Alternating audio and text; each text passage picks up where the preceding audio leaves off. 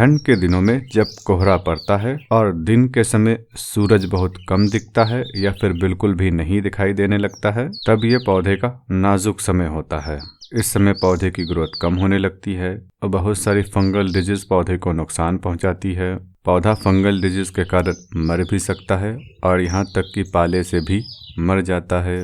लेकिन अगर आप दो काम करते हैं तब आपका प्लांट सही सलामत रहेगा, सीजनल भी और परमानेंट प्लांट भी, और आपका प्लांट हरा भरा रहेगा। ऑफ सीजन में भी ग्रोथ होती रहेगी। वो दो काम कौन सा है, जानने के लिए पूरा आखिर तक देखिएगा।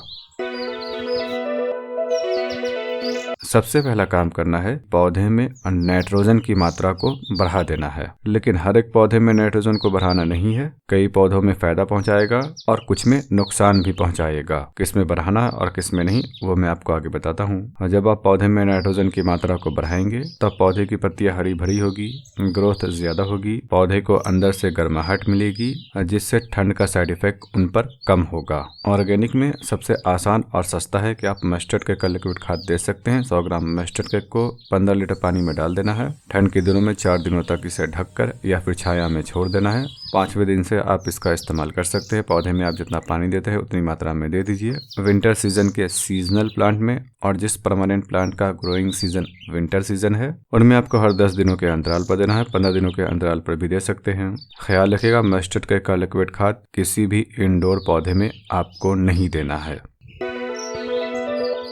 दूसरा ऑप्शन है नीम केक। इसको भी 10 से 15 दिनों के अंतराल पर दीजिए। हर एक आउटडोर पौधे में दे सकते हैं, सीजनल में भी और परमानेंट में भी। इंडोर में विंटर सीजन में आपको नहीं देना है। तीसरा ऑप्शन है कंपोस्ट का लिक्विड खाद। इसको भी 10 से 15 दिनों के अंतराल पर दीजिए। इसको आप हर एक पौधे में दे सकते हैं, आउटडोर में भी और इंडोर में भी। अगर आप केमिकल देना चाहें तब आप यूरिया को दे सकते हैं, लेकिन सिर्फ सीजनल प्लांट में। परमानेंट प्लांट में आपको इसका इस्तेमाल नहीं करना है। पौधा छोटा है तब आप आधा ग्राम दीजिए, उससे बड़ा है तब आपको 1 ग्राम देना है। कैल्शियम नाइट्रेट को भी आप दे सकते हैं, सीजनल में भी और परमानेंट में भी। और यहाँ तक कि आप बैलेंस्ड NPK को भी दे सकते हैं। 2 ग्राम को 1 लीटर पानी में घोलिए। सीजनल में भी आप स्प्रे कर दीजिए और परमानेंट पौधों में भी।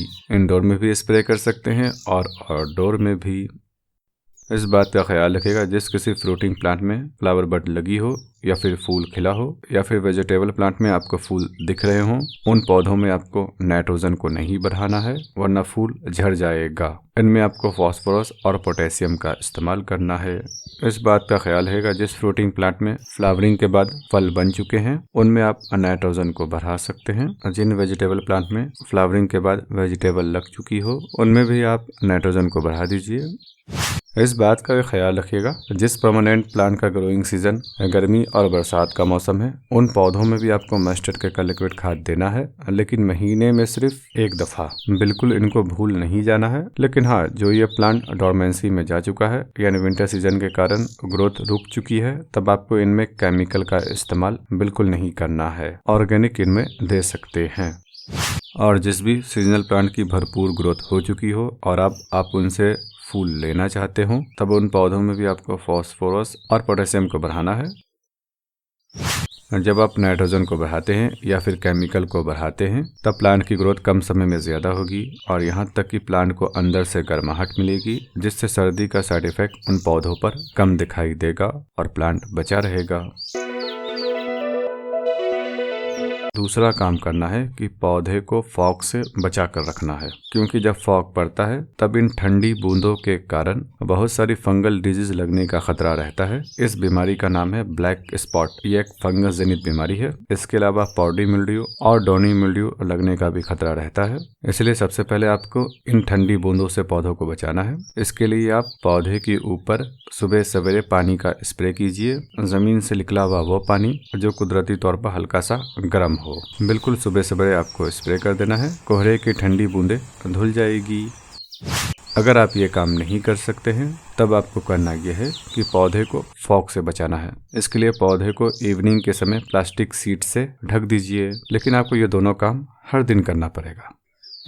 अगर आप इन दोनों कामों को नहीं कर सकते हैं और हर एक कर भी नहीं सकते हैं तब आपके पास तीसरा ऑप्शन है कि हर हफ्ते किसी भी सिस्टमेटिक फंगिसाइड को पानी में घोलिए और पौधे के पत्ते पर स्प्रे कर दीजिए और मिट्टी में भी दे दीजिए। 2 ग्राम फंगिसाइड को 1 लीटर पानी में घोलिएगा। पानी ज़्यादा है तब आपको उस हिसाब से फंगिसाइड का इस्तेमाल करना है।